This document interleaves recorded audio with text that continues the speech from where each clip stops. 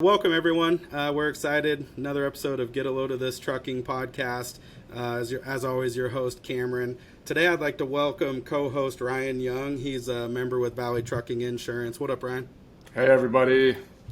How we doing? And for those that have a camera, as you can see, Ryan's adopted a Nelly look, like a 90s reference. But Ryan, what happened?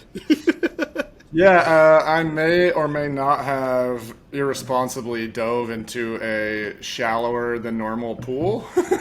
Oh, my goodness. One of those things you can do 100 times and it's fine, and then the 101st time you're like, wow, that was really stupid every time before this. Yeah. Luckily, I didn't break my neck. I just cracked a bone in my nose. Got to see the inside of a downtown hospital on a Saturday night, so that was really interesting. Oh man! And I think we grow up with signs that say no diving. So I'm sure there's a sign. There were signs everywhere that say no diving. Yeah, and everybody was diving, but I just happened to dive a little deeper than everybody else. More ambitious. Okay, yeah, well, thanks for hopping in. We appreciate it. Leaving the urgent care to come here to help record. That's great. Yeah. And I'm super excited, very excited to bring this special guest on with us today, Sheri Call. Sheri Call's with WTA, or Washington Trucking Association. So I'm looking forward to this episode. Sheri, would you like to introduce yourself to the listeners? Yeah, good morning, Cameron. Thank you so much for having me, and nice to meet you, Ryan. I think go big or go home kind of comes into play here with that nose job there. Yeah, we'll see. Thanks. Yeah, I'm Sheri Call, the Executive Vice President of the Washington Trucking Associations. I've been with the association for 20 years, last 5 in the role of association exec. I advocate on behalf of the industry. My primary role is not just management of the association, but also lobbyist for the organization and its members. So, and we have a lot going on, so I'm looking forward to this conversation today. Awesome. I'm super excited.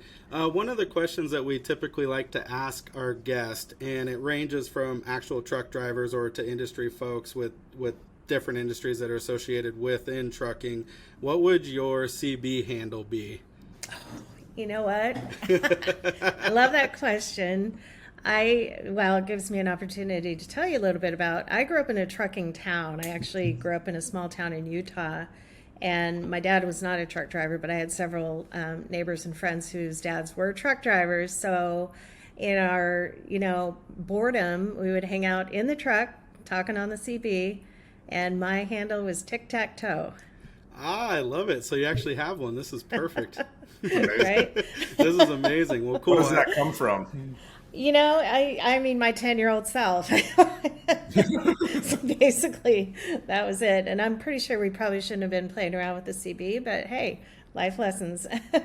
Yeah, but I bet it was cool. You probably heard some interesting people, because you're catching people as they pass through town or that are leaving the yard and stuff, correct? Mm-hmm. Yep, absolutely. What was the most exciting? I was going to say, what's the most exciting thing you heard coming from that, or like a memory that you had from that experience? I can't remember anything specifically. I just remember sometimes feeling a little bit like you were kind of on the edge of a conversation you shouldn't have been involved in. I mean, and I've kind of often wondered, do people actually still use CBs? Is that still a thing in trucking? Oh, I'm sure it is, They do, especially in the rural areas. So, it's funny about that too. You mentioned that. So growing up, my mom had this old, I don't even know what year van it was, but it's the vans that had like the bench seat in the back that fold out to the couch, and like the cross country rig basically is what it was. It had a CB, and I remember that thing always being on as a kid. And probably the most valuable information we got out of that is they would call ahead, hey, there's troopers up ahead. You know what I mean? Like letting you know of the speed traps and making you aware of what's coming up, or accidents or things like that. So that's a memory that I had from a childhood memory there. So. Yeah. I think they call them Smokies. Smokies or bears or yeah, exactly. There's all kinds of terminology there. I smell bacon. I love it. So Utah, what led you from there to where you're at now? Kind of give us a little bit of run through of your past, your history, and ambitions to lead you where you're at. Yeah, I graduated from University of Utah in the mid-90s. I actually have a degree in accounting, and I pursued that as a career. Shortly after my graduation, I moved to Seattle, Washington for a job opportunity with a company at the time was called Tempress, and they were a small plastics injection molder and a vendor to PACCAR. So we made heavy truck interior parts and exterior parts and those types of things. I was there for about 5 years in progressive roles in accounting, and then the company was bought by an Ohio-based company called Trim Systems. So that's kind of what brought me here. I actually, kind of followed the path of accounting until I was hired to work at the Trucking Association in early 2000s, and the cool thing about the job is I had actually taken a break from work, and when I started interviewing again, I just wanted to find something that was close to home after having commuted from, Federal Way to Seattle, only 25 miles, but 25 arduous miles in traffic and everything else. So when I started to look for a job again, I just wanted something close to home, and it was 4 miles from home. And really had no ambition or no idea that I'd actually be considered for this role. But when my predecessor decided it was getting time to retire, I had an opportunity to shadow him for 3 years, which, honestly was just probably the best 3 years of both of our careers. And That's great. and here I am. Nice, yeah, and I think if you miss that window of travel by like 10 minutes, it adds like an hour to the commute as far as that. I know Ryan lived over there. Yeah, I used to live in Tacoma, and going to and from Seattle on a Friday or a Friday night or a Monday morning was like a 3-hour drive. Mm-hmm. It's intense.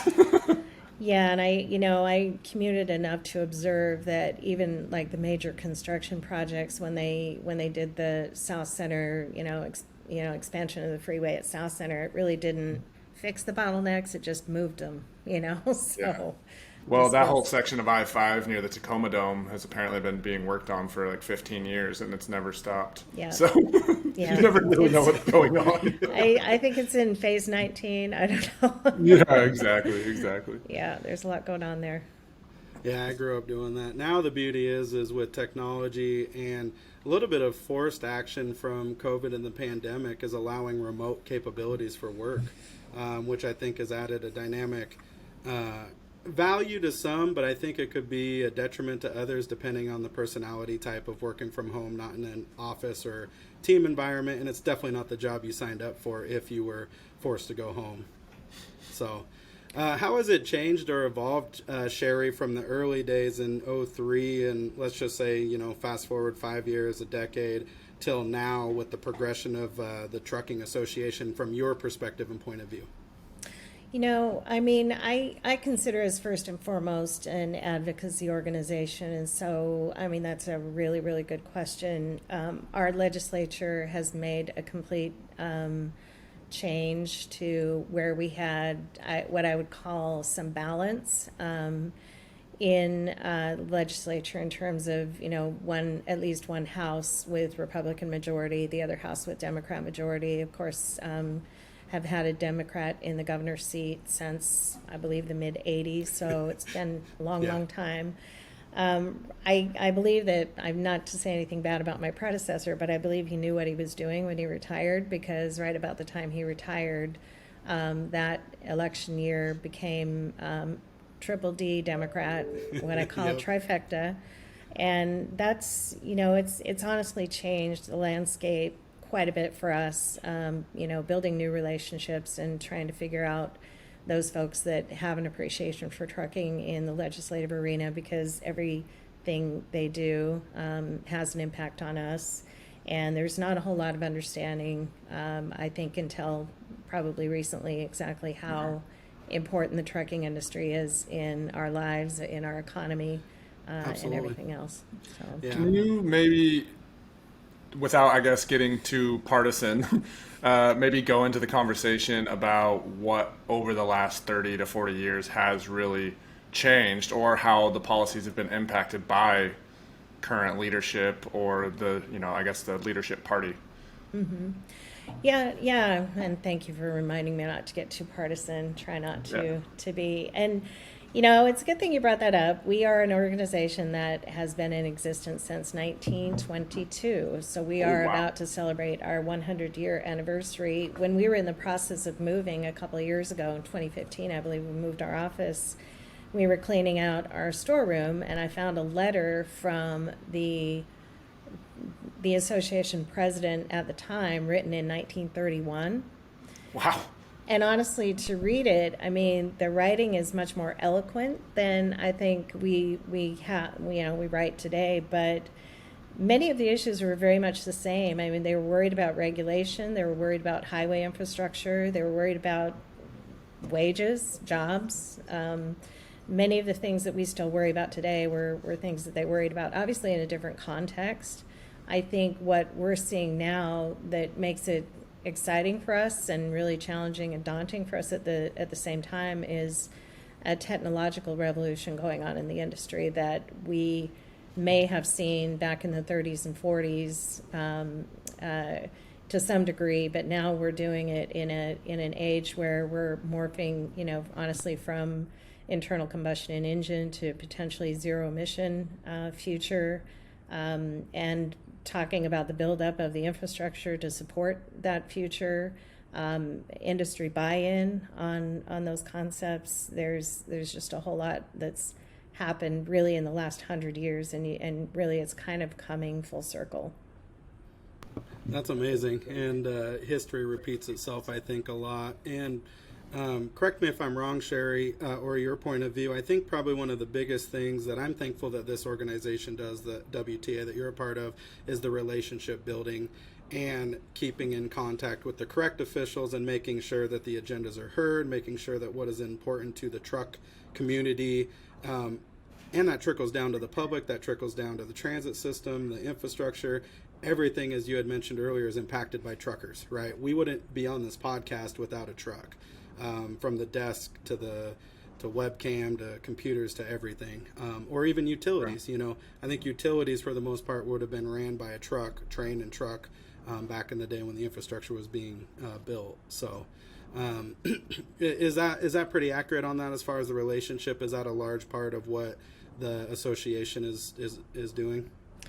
Oh yeah, absolutely. I mean, we advocate at all levels. I mean, we've just recently added 2 new staff members, so we're able to cover a lot more ground. We find that a lot of things are happening more at the local, city level, that if we aren't staying on top of it, we're kind of getting overrun as an industry. We have cities that are very aggressive in taking what are traditional freight corridors and turning them into bike lanes and those types of things. So those are things that we're heavily concerned about and heavily involved with right now. We are a significant industry. I don't think there's any doubt about that. So our relationships at all levels, whether it's state agency or legislative elected folks, are highly, highly important for our membership and our industry. Absolutely. How realistic are the ambitions with like the Go Green initiatives? And I know that it's kind of a trickle down. California is implemented and they're kind of the trailblazers, I feel like, in that arena. And we usually follow suit from what I see. Are they receptive to the reality? Like, is it a realistic expectation for them to go completely green in the transportation arena? I think it's realistic if we give the industry time to adjust and adapt. I think the thing that I find most frustrating for me is lack of understanding of the diversity of the industry, and I'm talking in log truck hauling and dump truck and long haul. I mean, these are all very, very different things that have all very, very different needs when you're talking about zero emission, autonomous vehicles, whatever you might be talking about. So, it's, again, those relationships are important, and making sure that we're sending those messages that people understand. Also, I believe in market forces, and I believe that the market will take care of itself. I believe when our companies can make a business case to adopt zero emission, that will absolutely happen. I mean, there are people that are really driving this need to transition the transportation, I guess, aspect of our society towards zero emission, and I appreciate that. I don't think that anyone denies that that will happen and needs to happen, but pushing it forward too hard, too fast for this industry is not necessarily a good thing. It just turns people off and scares them away. I actually, a couple weeks ago, was down in Portland, and I got to drive a fully electric semi-truck. And How was it? It was pretty awesome, actually. I mean, it's very responsive. Of course, it wasn't fully loaded. It didn't have a trailer Right. attached to it or anything else, but they're pretty awesome vehicles, and I can imagine that, something that I've heard drivers are going to have to get used to is not hearing the hum of the engine. But at the same time, you can be much more aware of other things, and hopefully not hearing the hum of the engine will cut down on driver fatigue and those types of things. But the trucks are pretty cool. It's just that, we're not in mass production. We don't necessarily need to follow California, who is, much more aggressive than any other state in the rest of the United States. Unfortunately, we're in this kind of awkward period right now where we have several governors, including the governor of Washington, who signed a memo of understanding for 100% adoption of zero emission vehicles by 2050, heavy duty vehicles, I might add, and states are starting to follow California CARB rules, New Jersey being the first to adopt CARB. So I think for us, what I suppose the message that we're trying to send is just, I don't think that the entire country is ready to adopt CARB rules. I'm not sure that the industry, from an OEM perspective or from an industry perspective, can actually even comply. So I believe it'll happen. It will happen. It's just, give us time to make a business case for it. People, I think there's a misunderstanding that we're at the same I guess, level of adoption as we are in the passenger car market, and we are nowhere near that. So, yeah, and I think a good case to be made is in the passenger vehicle market. The infrastructure is not currently there to support a mass adoption of electric vehicle from the standpoint of charging anyway, being the first. But then I think even take it further from there is in the event of an accident, for example, it takes a long time to get those vehicles back on the road because of the lack of available parts, and also it's a whole different skill, and it's a different set of mechanic skills that are required for people coming up that can be able to work on these vehicles. Something interesting you brought up, though, that I guess if you actually sit down and think about it, it makes sense, is think about the logging industry like you had mentioned, or off-road trucking, or being in the Northwest, we have a lot more rural areas going into Idaho or Montana or even Oregon, where how are you going to charge, and what is the capacity of those batteries, and how much, what do they need for technology to work, especially up in the middle of the mountain, right? So a mass adoption, I think you're right, it's going to take a lot more thought than I think would even realize. And where does that money come from, and how much money needs to be involved, and then how long does it take to replace that entire infrastructure with making mass adoption available? Yeah, that's wild. Go ahead. well, if I can just mention another big issue for us in Washington is truck parking, and it does kind of go along with the charging question as well. Washington being one of the most trade-dependent states in the nation, and yet we are 44th in the nation for availability of truck parking. And we're doing some things to address that. I mean, our legislature just approved a study that we're going to be participating in concerning a truck parking action plan, things that can be done today to improve the availability of truck parking, especially in metro areas. But when you talk about a truck that, at least currently as technology exists, takes about an hour and a half to charge versus 10 minutes to fill, where are you going to put that? I mean, and how is the industry going to mitigate the loss in hours of service? I mean, there's just so many questions to be answered. Yeah, that's a Yeah. lot of productivity to be lost. Yeah, yeah. When we're talking We- about an hour and a half per truck across the country. Yeah, we can't bear it. I mean, that's the thing. We can't bear it, not to mention the weight of the vehicles. I've heard anywhere from 4,000 up to 20,000 pounds in excess weight due to batteries. So, that's loss of productivity. Yeah. Lots of questions, lots of things to be figured out. Yeah, and I have no doubt we'll evolve to that. Everything progresses. People do fear change, but I think some of this type of change in particular is going to take a very well thought out and strategic plan to make sure that it gets adopted correctly. So otherwise, yeah, now you've got maintenance of vehicles and the infrastructure you're working at fixing. Now it takes a heavier hit because of the vehicle weight and that kind of stuff. So what would be, or what is one of the big initiatives, or you can take your time to go over however many initiatives you want, that the WTA is focused on right now? So, one I'd like to, I guess, bring up is you mentioned California. Another thing that's going on in California is in 2020, their legislature adopted what was called Assembly Bill 5 to adopt the ABC test to determine status of an independent contractor.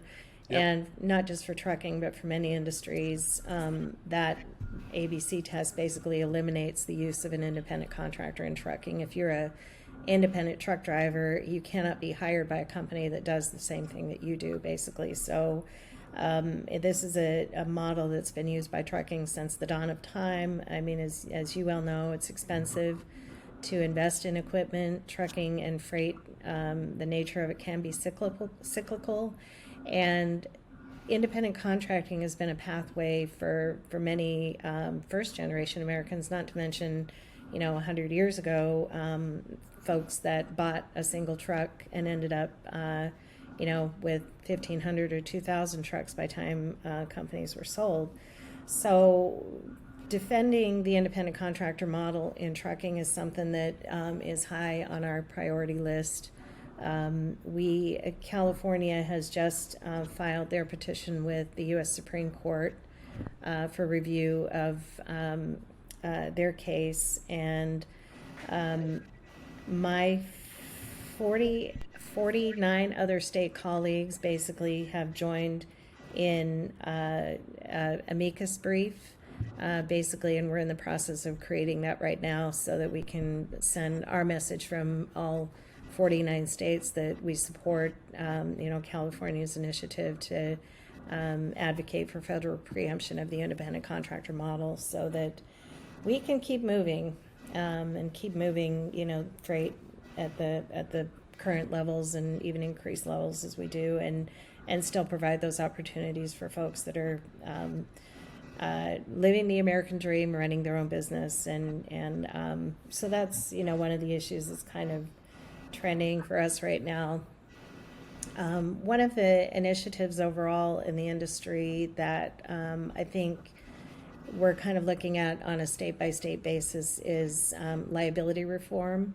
Some states have a whole lot more opportunity to have impact on those than other states. Washington happens to be one of those states that we don't have a whole lot of opportunity legislatively. I mean, there's a few low-hanging fruit items that we could pursue, but whether or not we'd be successful is another question. So we're kind of looking actually to people like you, our insurance carriers, to kind of help us figure out what is driving insurance rates. I mean, we've had members that have reported, hundreds of thousands of dollar increases, and it looks like we're going to be facing even more increases.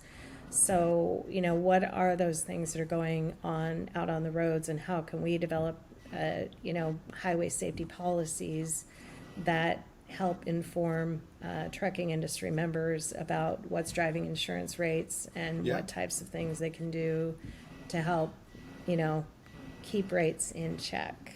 And I think that would open a good topic of discussion and possibly some further discussion between, and I'd love to support and help that initiative because it's something that we take pride in doing with our clients, is working from a standpoint of educating, developing a culture of safety, And there's a lot more that goes into it as far as complexities go. So one of the big driving factors for rate increase across the board as an industry is going to be the different venues that your lawsuits take place, where is it held up in court, the increase of nuclear verdicts coming into play these days. So I just read an article coming, I think out of Florida, where the jury awarded like $1 billion from a single company, so a single trucking company in the event of an accident. That's what they ended up awarding. So nuclear verdict is coming into play. There's like reptilian theory. So basically the attorneys are adopting a theory where they're basically making the public to be out the victim, and they're talking to the jury as if they were involved in the accident or a family member were seriously hurt by this, which we don't take light by any means, but in turn what it's actually doing is it's painting the trucking company to be the bad guy.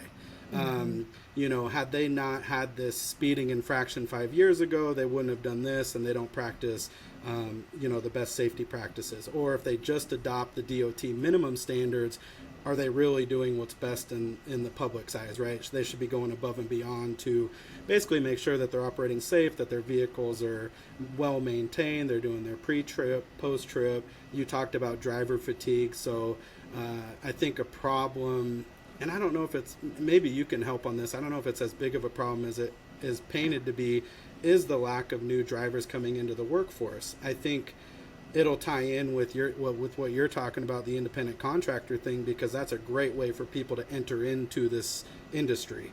If you cut that away, you're limited to now just company drivers or starting your own company on your own, which is a much harder path to do. You'll see a lot higher failure rate, and I bet a lot less people wanting to enter, just because the barrier of entry is going to be so high. So those are just like a few things, but I'd love to carry on the topic with the association, Q&A style with the members, trucking, everyone that wanted to show up. That'd be a great topic to do. Plus, we can probably actually get a couple carrier reps involved with something like that. So, Yeah, no, I appreciate that. What I'm kind of conceptualizing is an insurance roundtable, so that Yep. you can kind of help us understand what some of the issues are, and then combating the reptile theory, basically. I mean, if Yep. people are being trained to work as, witnesses against themselves, what are best practices and things that we can do to overcome that. So yeah, and that'd be amazing. That's a lot of what we spend a huge amount of time on, is just educating more so fleet owners, but even the owner operators, because it goes from when they grow and you establish good habits early on, you now have the ability to grow, attract, retain, operate in a safe manner. That's, because at the end of the day, I mean, we all see these videos where the four-wheelers or the public are cutting off drivers, and they're mad at the semi-truck, and they're in a hurry. But let's be real, a truck that's hauling 80,000 pounds isn't going to stop for you because you're brake checking them. I mean, in the wrong conditions, or let's say a driver is fatigued, if they do hit you, it doesn't end well. And unfortunately, even if it's 100% somebody else's fault, the truck driver is looked at as, I don't want to say a mobile ATM, but a lot of times it is, depending on what venue you're in. So there's some states that are a lot more favorable to the public, even if it's clearly not their fault. So yeah. that's where things like documenting, well, it starts with hiring, right? Having a good hiring manual and procedure, a drive test, documenting the physical, like doing a DOT physical, but even doing your own physical, to document the driver files. Anytime there's an incident or issue, it's talked about, discussed, it's trained, remedied, whatever that means to the company.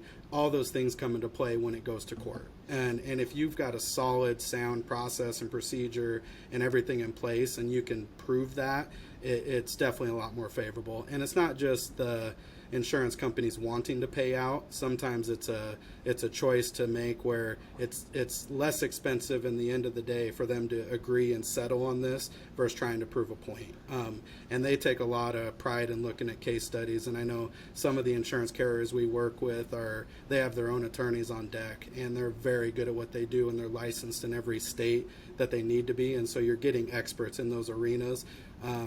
That's what we try to help get our clients towards. Not necessarily the cheapest insurance isn't the best, but you're also running a business at the end of the day, so you have to look expenses. You have to review the P&L, and insurance is a big chunk of that. So a lot of people, I understand, they want to reduce costs there, but sometimes it's not in their best interest. So, but yeah, that'd be great. Good. Appreciate that. I'm glad to hear that. Yeah, honestly, and I'd say that I think one thing a lot of owner-operators kind of don't realize starting out is that all of those decisions really go into your long-term growth. So making a decision to have good hiring practice and focus on safety from day one, because insurance can be a limiting factor in your growth because it can be very costly, but you also, if you take the right steps and take, I guess, the right advice and initiative to focus on that early on, your costs don't have to be high, and that leaves more overhead for you to grow and expand in the way you'd like. Mm-hmm. So I think that it's our biggest challenge right now is really focusing on the safety aspect and just encouraging people to adopt these practices. I mean, that's, it's hard to persuade people when they're just trying to, get their business going and they just need a driver and they can't find a driver, but it's maybe detrimental for them in the long run to take that driver that has 2 speeding tickets or has an accident within, very recently or what have you. So, and the insurance company will have to evolve and also be more receptive to adopting different standards. So I think anyway, Sheri, I believe I saw an initiative that WTA took on where they're promoting younger CDL folks coming in with, I think, like 400 more CE hours or training hours in order to get their CDL. One of the problems that I'm coming up with is a lot of these insurance carriers, they're kind of set in the old ways of, hey, we want to see drivers 23 years old or older. We want a minimum of 2 years experience before we'll make them eligible to be accepted into our program. And I know that's a huge frustration on the truckers' part. Hey, we can't find drivers, first of all, because if you look across the board, there's a lack of available drivers, or the ones that are available aren't very desirable, like Ryan mentioned. But then on the flip side of that, I can't hire these young guys that are coming out because they're too young for my insurance to accept them. So I think there's some things that are going to change in the very near future. Once it's proven, once I think the model of, hey, these higher or these more hour trained drivers are actually driving safe, they're actually doing a very good job, maybe they have some restrictions or whatever, but they're not resulting in the accidents that you used to see or like you used to see 10 years ago. So I know that's a big frustration, which I think will be changed at some point, but it's all a matter of, for the insurance company, it's actuarial data. Young drivers or new drivers or people with less than 2 years experience cause accidents. I mean, it's a fact. So how do you combat that, right? And how do we get it to a place where, no, it's actually being taken serious, they're actually getting the required hours and the training, and whether they're team driving or whatever, where once they do come out, even if they are under the age 23, they're safe and the public's safe and they are being, practicing best practice. So. Yeah. You're talking about the Drive Safe Act, and I believe that it is emerging as a pilot study, and our industry is supportive of it. Obviously our board was very skeptical of it to begin with because of the insurance aspect of it, but we've been assured that it's been developed in partnership with several insurance representatives and carriers. It's about increasing demographics to attract new drivers, whether it's female drivers, younger drivers, getting those folks into the pipeline of the driving workforce before they're off in other careers. So it's one avenue for the trucking industry. I find it very ironic that most people don't understand an 18-year-old can hold a CDL and can drive intra-state, but to drive across the border from Spokane into Idaho is not allowed. So you can drive 300 miles across the state of Washington, but you can't drive 40 miles across the border. Right. So and those are simple examples, but I think the program is being approached in the right way. We're not out there saying we're just a bunch of rogue operators that don't care about safety. I mean, we want to prove this as an industry. So, yeah, I love it. I think it's great. Can from the Washington Truckers Association, kind of how does the outreach go to trucking companies? Obviously, you guys advocate for companies on a very large scale as far as just lobbying in the government and working towards things that are better for the industry, better for the country, the state, etc. Mm-hmm. Is there like an approach that you have to kind of get trucking companies or owner operators a little more engaged and involved, maybe in the lobbying or in the issues? Grassroots, I mean, that's a very good question. You mentioned owner operators. They're probably one of the hardest groups to corral or to engage. And it's so important that we hear their voices, honestly. I think, the way that WTA is structured is very unique as far as state associations go. We are made up of 7 different conferences. As you all know, you're part of the Suppliers Conference. Each of those conferences has their own board. So they meet as log truckers, for example, or dump truckers. We have movers, intermodal carriers, suppliers. They meet as their own board, giving feedback to our member relations folks in order to kind of inform, is there something that's on the horizon for that segment of the industry that might need our attention in any other arena, whether it be legislative or state agency or other types of representation. So, and then those folks that are representative in those groups also hold a seat on our board. So we have a very diverse board in terms of representation of various industry segments. Outreach, as far as to the industry, I have a new initiative. I mean, this is very, very new because I now have 2 brand new staff members on board, and I'm really excited to have a lot of enthusiasm for our objectives going forward, and actually staff to help with that. But we're trying to create I think what I'm going to call it is Focus 49 Team Trucking. We have 49 legislative districts in the state, and what I hope to gain is a team of folks who will be representative for their legislative district and reach out directly to their elected officials, during times of crisis or legislative session, or even just to kind of help educate our legislators about the trucking industry. It's become so important for us not just to have one voice at the legislature, but voices from all sides amongst our elected officials. I mean, we deal with folks in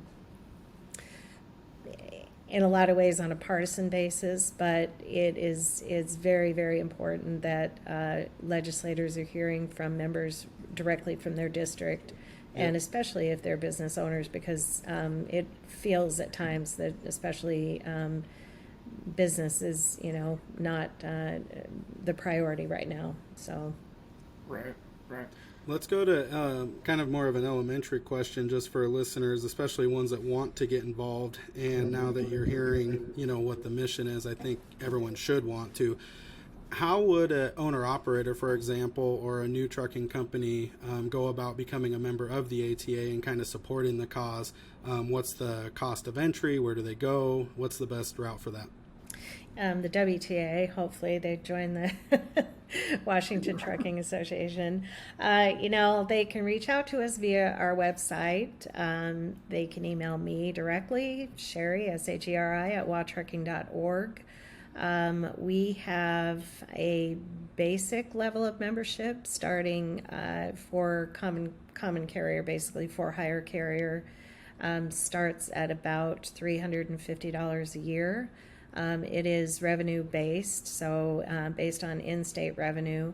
Our maximum dues in that category on that scale go up to about almost $7,000 a year. So one of probably our most expensive membership, but honestly, some of the best people in the industry, I think, are amongst our members. We have a very good core group of members who support the association. Absolutely. And we, I think it's important for small businesses to join an association to make sure that they're part of the decision-making process, part of the legislative agenda, part of our advocacy agenda, because we hear from the biggies. I mean, they have the structure in place.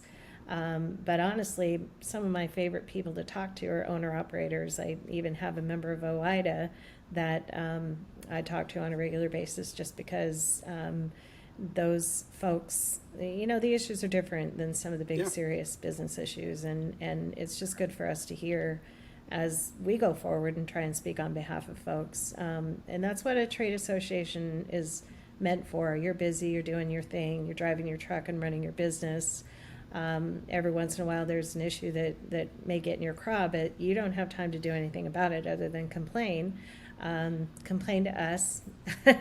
We can aggregate and consolidate those complaints and that information, and we can move forward in an advocacy way on those things. So yeah, and it gives, honestly, members the ability to move on. They can check in with us at any time, trying to figure out what some of the complexities of moving the needle forward on their issues are.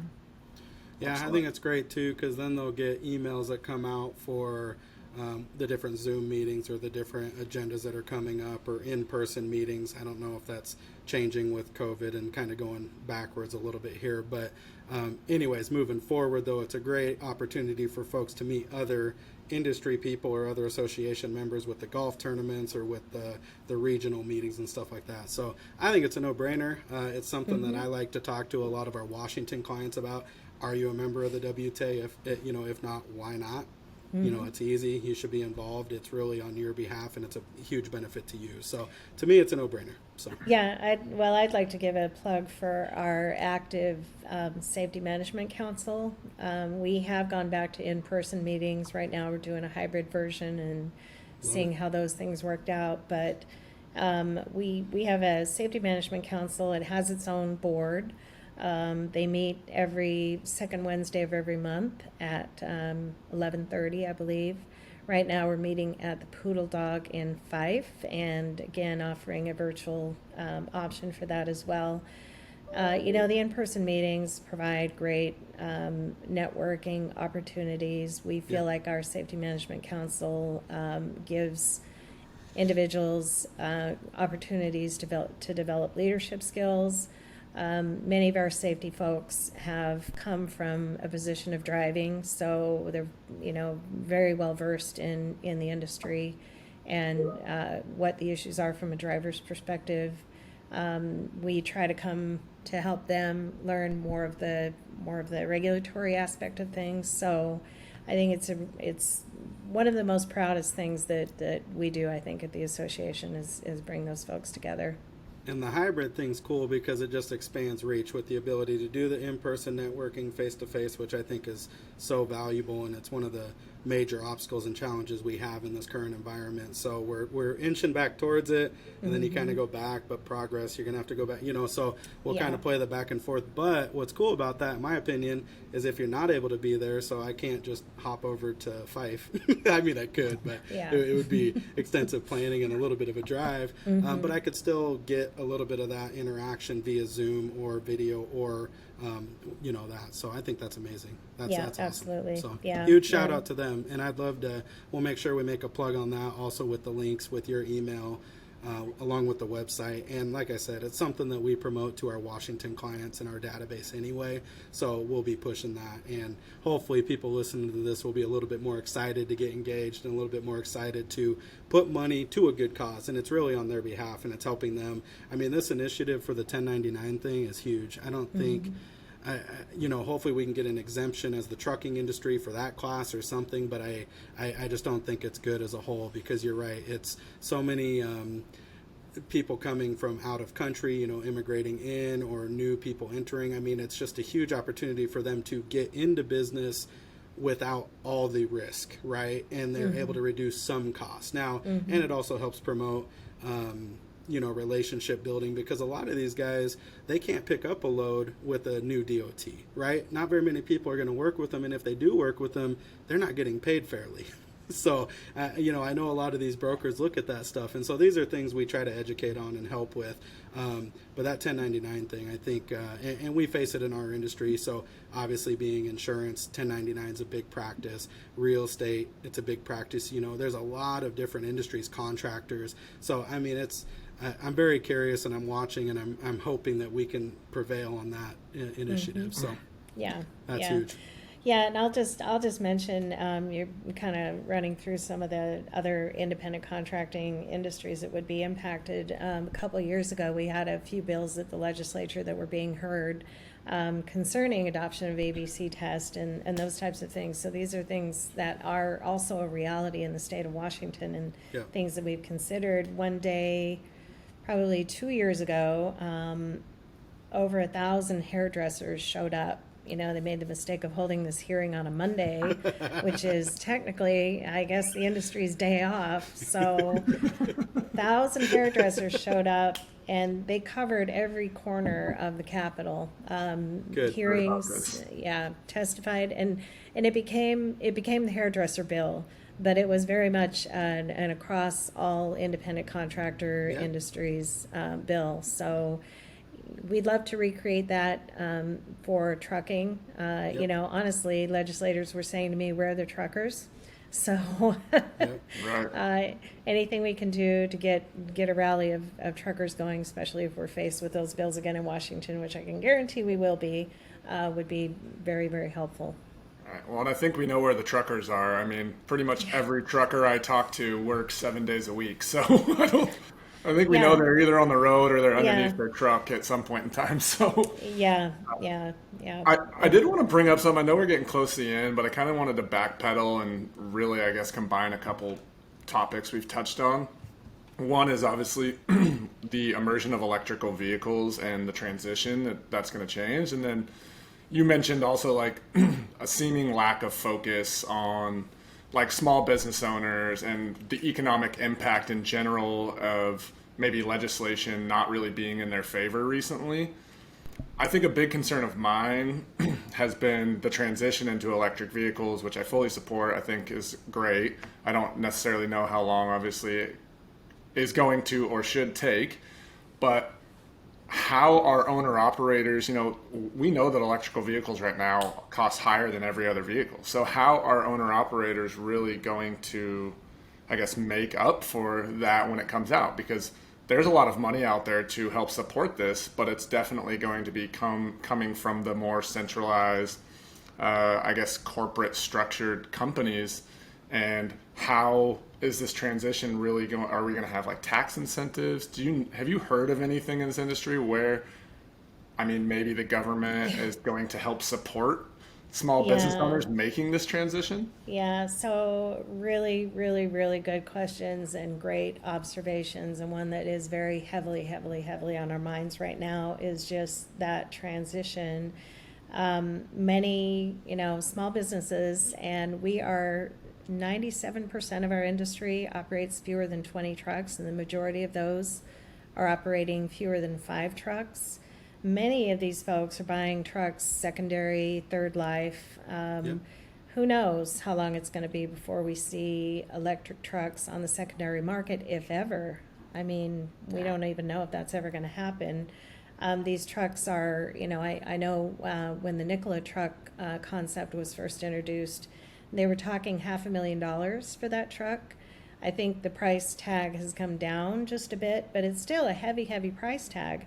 And when you have folks that are used to buying trucks on the secondary market, they don't probably understand the concept of federal excise tax, which is a 12% federal tax that's assessed on original purchased equipment, which adds significantly to the cost. So trust me, we are thinking about these things and figuring out how we can keep some sanity around adoption of these vehicles, especially for those in the small business market.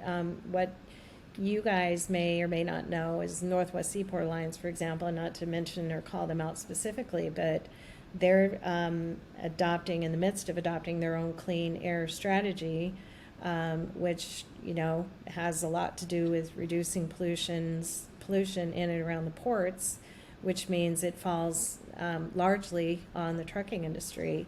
And for the most part, this is where many of our independent contractor owner-operators are spending their time. So unfortunately, I don't see if we can't come to the table with the right incentives and the right programs for these folks to be able to drive those trucks, what I fear is it may happen is somebody who can afford to buy a fleet of trucks and operate, clean vehicles in the ports are basically going to end up taking over, and that's just something that we're desperately trying to avoid, because we do believe fully in the independent contractor owner-operator model and the small business nature of the trucking industry. Yeah, we don't need more mega carriers, that's for sure. Well, it's just kind of, as we know economically, and I'm assuming with an accounting background, you probably have a better understanding of economics than I do. But I would say that, giving large companies the opportunity to build more profit in the long run really isn't good for anybody. I mean, we've had these conversations, not to say anything bad about a corporation per se, but if we're taking away that money from independent operators, that means they control the market, they control the pay, and it gives people less opportunity to have financial freedom that we talk so much about being the American dream. So I think there's a bigger argument or conversation rather, that needs to be had about what the implications and consequences are going to be if we don't subsidize, helping people purchase first tier trucks instead of, having to wait in 20 years for a second time around for an electric truck. So I don't know. It's probably been the number one thing on my mind is just, obviously I'm happy for technological advances, but how are we going to make a smooth transition that doesn't disrupt the order or the goals of keeping money in people's pockets, really? Yep, absolutely. Yep. I believe there's social economic issues that I don't think people are anticipating right now, and they all need to be considered for sure. Absolutely. Yeah. So I know we only have a couple more minutes left. Is there anything major that you'd like to go over, or that you'd kind of like to send any plugs or shout outs to anybody? Well, one thing I'd like to say is just a great big shout out to the industry, especially the industry's drivers. I hope this appreciation on all sides carries through, not just through the pandemic, but, carries on into the future, because, honestly, I don't know where we would be as a society without the trucking industry. I heard a stat, the other day we had an event where the state patrol spoke, and they were talking about road conditions during the beginning of the pandemic, where it was pretty much just trucks out there on the roads. And as a result, in 2020, fatalities are down involving commercial trucks on the highways. And not only that, but our statistics for truck-caused accidents on the highways are down. It used to be about 70%, 30% trucking, commercial truck-caused accidents. Now we're at about 20% commercial truck-caused accidents. So, I think it's just a good illustration that the industry values safety. I mean, we value it. We're making our living out there on the roads. The worst thing that can happen is for someone not to come home, or not to come home in the condition they left home in. So, it's something that we value. And I just want to say thank you to the industry, and just keep trucking. Yes, and we wholeheartedly agree with that. So, and I echo that. Absolutely. It's a thankless job, and you're right too. I don't think people realize a trucker would much rather crash and hurt themselves than hit a pedestrian, like hit the public or a four-wheel car. So I just don't think people realize that. Yeah. Unfortunately, you do see it in the news, and accidents do occur. But it's weird. You remove all the non-professional drivers, accidents go down. Weird. Weird, right? Strange. Awesome. Yeah, well, we thank you so much, Sheri. We're so happy to have you on. I personally was really excited because I just love what the WTA does. We're a proud member. We are so happy to support the cause for this. And like I said, I mean, we will shout from the rooftops, kind of have everybody like, hey, put some money in, help the cause, help yourself. For me, like I said earlier, it's a no-brainer. So it's absolutely amazing. Yeah, and I think it'll be good for us to potentially try to have you on in the future. You know, we're just getting things underway, but I know that we're in kind of a transitionary period. I mean, just with COVID and kind of seeing how everything ends up on the other side, I'm sure we'd really love to have you back. And yeah, love to talk to you again in the future. Good. I'd love the opportunity. I appreciate it. Thank you. Thank you. Cool. And then kind of a parting question. If you were to have one message and you had a billboard out on the freeway for everyone to see and you wanted to share some wisdom, what would something that you'd want to share with the world be? Like, what would a piece of advice or just a belief or just something that if Sheri was going to share, what would it be? Oh, man. That really puts me on the spot. I mean,